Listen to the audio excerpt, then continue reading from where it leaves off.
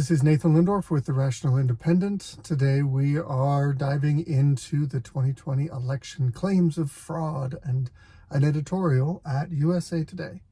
So here's a couple of things I want to point out right off the bat. First off, I am so grateful when reporting outlets, when news outlets identify opinion pieces as opinion pieces.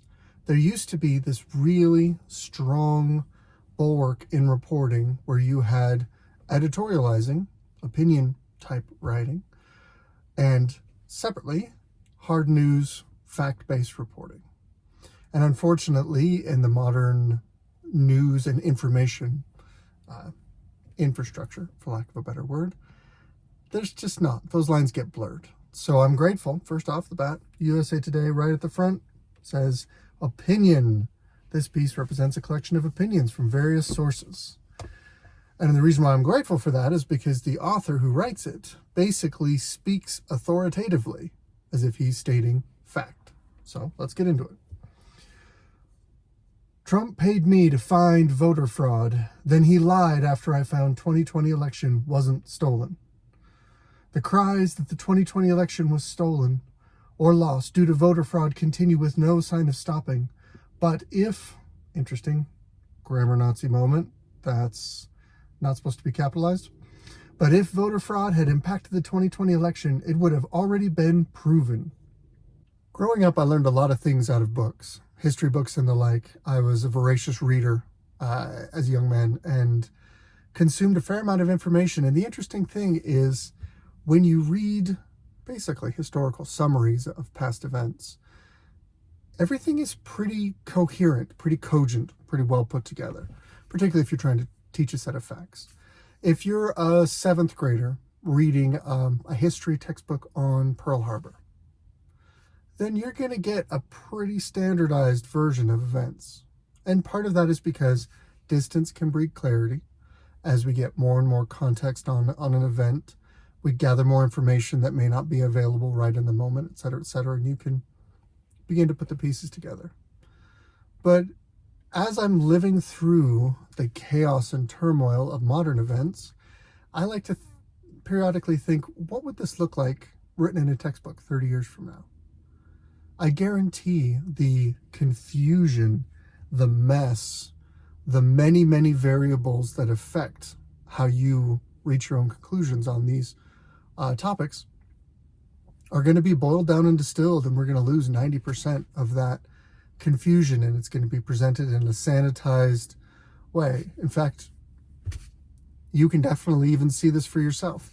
If you go to YouTube and you end up watching a video that references the 2020 elections in any way, there's a little Wikipedia fact check thing that says, learn more about the 2020 elections. And it lays it out with lots of facts and graphs and charts and stuff and makes it seem like it's very crystal clear, resolved. I think it is worthwhile to debate these topics, especially since they are very messy and there's a lot of duplicity and nefarious behavior. But I won't speak for the author. Let's hear what he has to say, and then I'll toss in as we go along. Can a steady diet of lies and innuendo overcome the truth? Well, we've talked a lot about narrative setting by the mainstream media, so yeah, I think it can.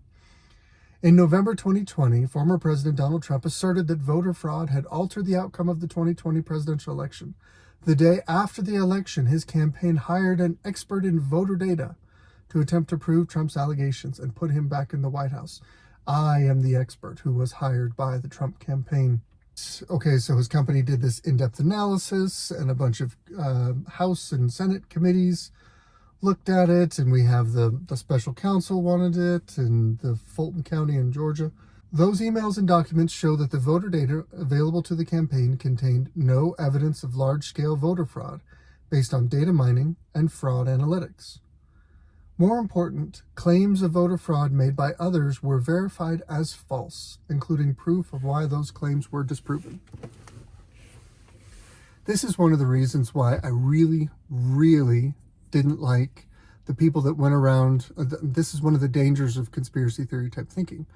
There were plenty of people in the wake of the 2020 election that went around basically, to put a humorous spin on it, thinking that the ghost of Hugo Chavez was infecting Dominion voting machines and large-scale flipping people's votes. That's the sort of thing that, while it may be a danger, you need to be able to prove that kind of allegation. If you can't prove it, it's tough to make it, because if you make unfounded allegations, you discredit not just your own claim, but peripherally, everyone else making a similar claim, although for different reasons. It's one of the reasons why, we're going to go in the Wayback Machine, Martin Luther King Jr. was famous for instituting discipline among the protesters that protest with him. In other words, he had people trained in nonviolent protest. He had them sign pledges that they would act in a certain way while protesting, because he knew one bad actor among his people could discredit his whole movement. And that kind of disciplined, structured leadership allowed him to be far more effective than he otherwise would have been. As a more modern example, if you look at January 6th, I could show you tons of footage of incredibly peaceful protesters, waving flags, talking, chanting, singing, shouting, all of which perfectly legal, something that you would see in any protest anywhere. And then I can show you other footage that shows violence that is absolutely unacceptable. And yet, because of the presence of violence by a minority of the people who were there, the entire event and everyone sympathetic to the protesters is tarred with that broad brush of violence in pursuit of political objectives. A very small group of wackadoodles can discredit a large group of people who are otherwise more reasonable. I consider myself somewhat reasonable. I consider myself skeptical. I don't typically buy into a lot of conspiracy theories. I also don't automatically buy into the narratives of the mainstream media. Now, this person he has an authoritative place to speak. He was hired by Donald Trump. He had an incentive to find voter fraud. He says, I didn't find any. I'm not an expert in data analytics. I'm not an expert in detecting fraud, etc., in voter information. So I'm not going to play expert against expert here. We're going to stick at a conversational level. But he's making claims that go beyond his expertise. But he's using, by proxy, the efforts in the mainstream media to disprove other people. And basically, this is what he's saying in those last few paragraphs. I didn't find any, and other people who made claims of fraud were proven false. Therefore, there is no data fraud. And I think that's a stretch. I think that's too far. And I'll offer some specific examples as we go along. All right. The cries that the election was lost or stolen due to voter fraud continue with no signs of stopping. The crack-in cases, Rudy Giuliani lies about people, misguided efforts of individual people to determine the election was stolen, etc. Now we go into Rudy Giuliani lying about voter fraud, Ruby Freeman and her daughter. I don't know the details of that case. Giuliani has said some things that are very reasonable and very credible, and he's said some other things that are absolutely way out in left field. I have to take what he says on a case-by-case basis. There are some people that when they speak, I'm pretty sure they know exactly what they're talking about because they're disciplined, careful speakers. The skeptic in me basically kind of puts a reliability scorecard on someone. So if I look at someone who is very careful in their speech, very reliable, very specific in their word choices, I might think about someone like Jordan Peterson. He makes a lot of claims, but he does not speak brashly. He doesn't speak off the cuff. He typically has very solid reasoning and evidence behind his claims. You may disagree with his conclusions. That's what free speech is for. Go ahead, disagree. But he doesn't just spout off the first idea that comes to his head. So I might give him a 90% reliability rating. If I hear something from him, I'm going to say, well, yeah, I might disagree, or it's possible he's mistaken or he's got something wrong here. But most likely, this is reasonably well put together. On the flip side, you have someone like Alex Jones. Alex Jones says a lot of stuff. Speaks off the cuff, engages with people, very charismatic, very emotional, very passionate, and can be an effective speaker because of that, because he connects with his audience very directly. However, Alex Jones will say something that just comes right off the top of his head and speak about it as if he has proven it true and everyone else agrees that it's true. But it's not. I mean, one of the most catastrophic examples of this is his discussions of Sandy Hook. He's gotten himself in a lot of hot water over that. But if you look into what he says, there's a bunch of stuff that he says that he is just way out in left field, and it either is proven wrong or could never be proven right. I might give him a 5% reliability rating. He's not never right. The only way that you're never right is if you've completely broken with reality. But he is right from time to time. But he might make 20 claims and only one of them is right. And so whenever I hear something from him, I think, okay, I have to fact check this. I have to investigate it. I have to weigh it very skeptically before I accept it. And that's a lot of work. So I don't listen closely to Alex Jones because a lot of what he says takes so much vetting. I just don't have time for it. Giuliani, I'd probably call it a 50-50. I mean, he was an excellent mayor of New York City, I want to say. He's an excellent mayor. You know, it was a very peaceful, very prosperous time in New York City. But Giuliani bought into the Kraken and a bunch of other things. And in case you forget, the Kraken was the idea that they had an explosive report proving Dominion voting machines were systematically flipping the vote and corrupting the voting process. So yeah, absolutely. There's problems with what they said in around the 2020 election. Now, what these claims don't take into account is that voter fraud is detectable, quantifiable, and verifiable. I've yet to see anyone offer up evidence of voter fraud from the 2020 election that provides these three things. Well, let me be skeptical and offer a couple of reasons why that might be the case. First off, this man is speaking as an expert of votes cast. In other words, an expert of analyzing a body of data. There are plenty of things that can be done outside the body of data that can affect things like turnout, whether or not someone actually casts a vote. Preventing or dissuading or discouraging certain people from voting, or encouraging other people who are likely to support you to vote, can create a change in voting patterns that, while it's not fraud, it's definitely putting your thumb on the scale. Things like, and this is a whole other separate topic, but it's worth investigating, things like the idea that Google can provide, that knows enough about you as a person, that if you go to Google and it thinks you're left-leaning, it can say, hey, remember, today is election day.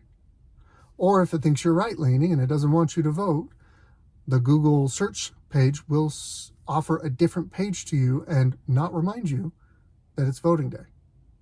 That kind of ephemeral experience is almost impossible to detect from the outside world. But there's research ongoing that shows that it happens and that it tilts the outcomes of elections. It's very dangerous to our election process. Another thing that's a challenge is the continued push against voter ID.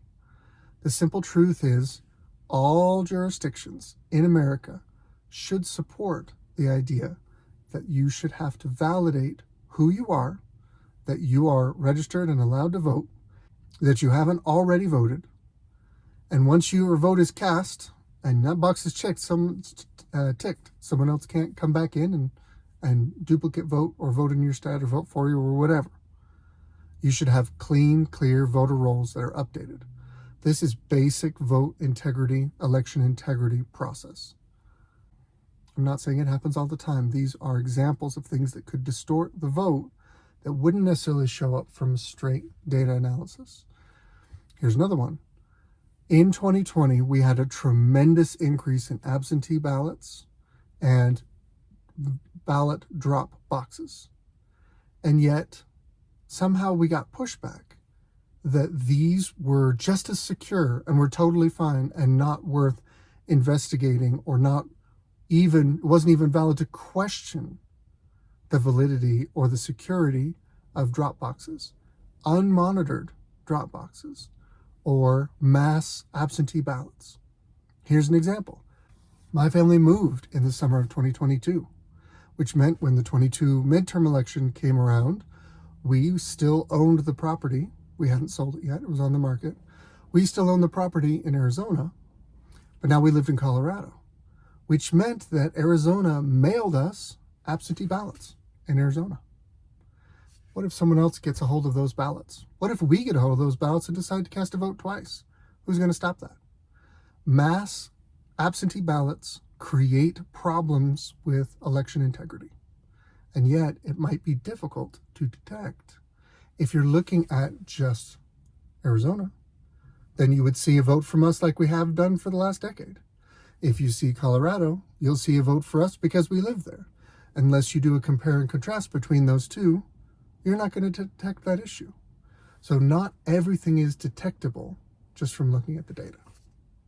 If you look at the pattern of votes in a handful of key districts, and you look at a graph that shows the vote counting as it occurred on election night, you will see that in a handful of key districts, basically you have Biden and Trump neck and neck. These are swing states. Then about 4 o'clock in the morning, you'll see a big batch of votes that come in that are basically 97, 98, 99% Joe Biden. 4 o'clock in the morning. And that puts him, boom, up. And then it kind of tapers off a little bit and he ends up squeaking out a victory. Where did that bump come from? Why is it that in multiple districts, you have that same pattern of vote count distribution? Seems a little suspicious, seems worth investigating. But here he says it needs to be detectable, quantifiable, and verifiable. I've yet to see anyone offer up evidence of voter fraud from the 2020 election. Well, here's an idea. Is it possible that the places where voter fraud took place are going to be places where it is difficult to get access to the raw data? Just throwing it out. If someone is deciding to influence an election, and I'm using if here, I'm simply being skeptical and challenging the mainstream narrative. If someone is trying to tilt an election, if they are knowingly corrupting the system, don't you think they're going to figure out how to cover it up? Don't you think they're going to be incentivized to provide you a sanitized version of evidence, or to delay, or to lose the records, or whatever? I'm simply saying that if someone is deciding to corrupt the vote, wouldn't it follow on that the evidence they provide to investigations afterwards might also be doctored? If you're willing to lie once, wouldn't you be willing to lie twice? If you believe that the 2020 election was on the up and up and there was absolutely no issue, go and look at the voting records for heavily black districts that Barack Obama did very well in, and then compare the vote counts in those districts that are not Republican strongholds. These are Democrat strongholds. These are areas that vote Democratic 80, 90%. I mean, this is blue through and through. Go to those areas and analyze the raw vote count. And one thing you'll see is that more voters ostensibly turned out for Biden than turned out for Obama. You're really telling me that in heavily black, very Democratic districts, those voters were more motivated to vote for old white guy Biden than Mr. Hope and Change himself? I don't buy it. And yet, there's no evidence of voter fraud in the 2020 election. I don't think anything is proven at this point, obviously not in the court of law. Many, many people point to, of course there was no voter election in 2020. Look, it was never proven in court, okay? Well, here's the challenge. It was never really tried in court. And the reason why is because, a lot of people point out that the Trump campaign and administration lost, 63-0, as if there were 63 trials that showed no evidence and therefore was proven a loss for Donald Trump. But if you look at the actual mechanical operation of the court system, nearly every single one of those was denied in pretrial motions. was squashed due to lack of standing, was a popular one, or some other procedural issue where basically it was never allowed to be brought to trial. And in fairness, it's not something that the court system is very well equipped to handle, simply because law takes a really long time to decide anything, and elections need to be pretty quick for the transfer of power. So from November to January, there's not enough time for there to be a trial. And yet, what other remedy is there other than to go to the courts and ask them to please intervene, alleging fraud? You don't get a chance to prove your case in the timeline, and if the court just throws out your case and doesn't hear it. You don't get to do discovery. You don't get to do depositions within the regular court of law if it gets thrown out in a pretrial motion. Now, why on earth, since we're thinking skeptically, why on earth would the existing power structure of judges and the administrative state that doesn't like Donald Trump, why on earth might they be willing to squash efforts? Well, if you look at the federal judiciary, you're going to see pretty left-leaning. Now, why would that be the case? There's a variety of reasons for that. Generally speaking, most people in higher education are left-leaning. And by definition, lawyers have all participated in higher education. If you look at the population of lawyers, you will find they tend to tilt towards the left as a population. Now, where do judges get selected from?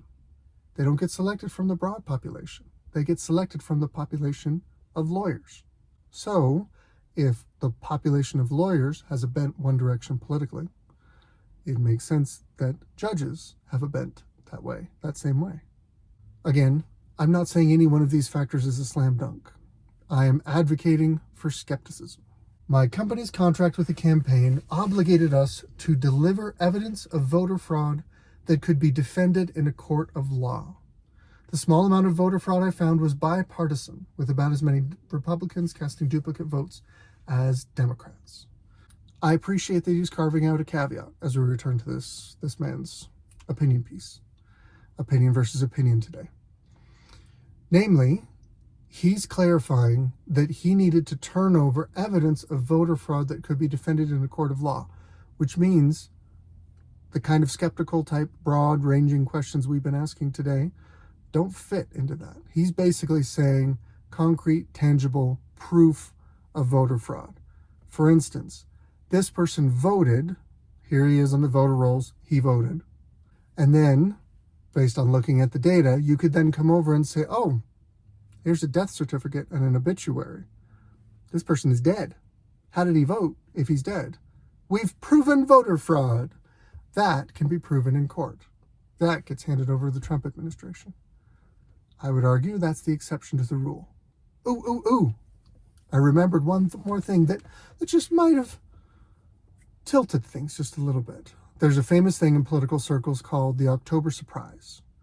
A lot of times if you have damaging information on the other person's election, the other person's campaign, rather, you wait until just before the election so that you can do maximum disruption, or the impact fades from memory as something else takes its place. The American voting populace they're short-term thinkers, little goldfish swimming around. They don't really have long memories. So there was an October surprise, Hunter Biden's laptop. So in particular, the one that had the biggest reach and the one that was most effectively squashed was the New York Post. So the New York Post published an exclusive where it said, hey, look, we see some stuff in this thing that, one, shows a lot of prurient content regarding Hunter Biden, which doesn't speak well to Joe Biden's family values, shall we say. But we're not just moral prudes here. There's also some corruption concerns.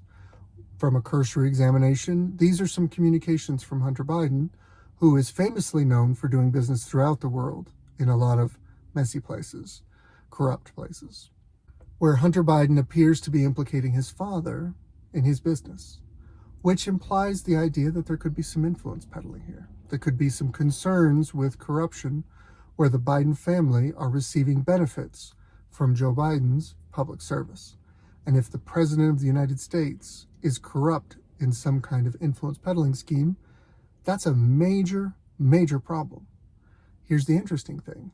Twitter blocked the story, edited it, squashed it.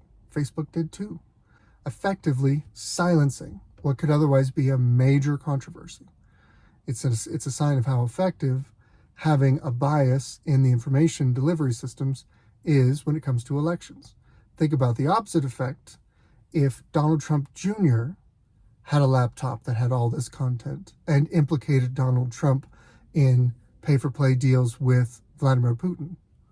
Do you think that that Twitter and Facebook and the like would have squashed that or would have amplified it? Personally, I think they would have trumpeted it from the rooftops if it was Donald Trump Jr. But it wasn't. It was Hunter Biden. So instead it gets squashed. There were, and I should look up the data, but there were polls done after the election, after the Hunter Biden story came out, where people were asked, did you know about this Hunter Biden laptop story before the election? And for those who said no, the pollster asked, if you voted for Biden and you didn't know about this before, would hearing about this have changed your vote?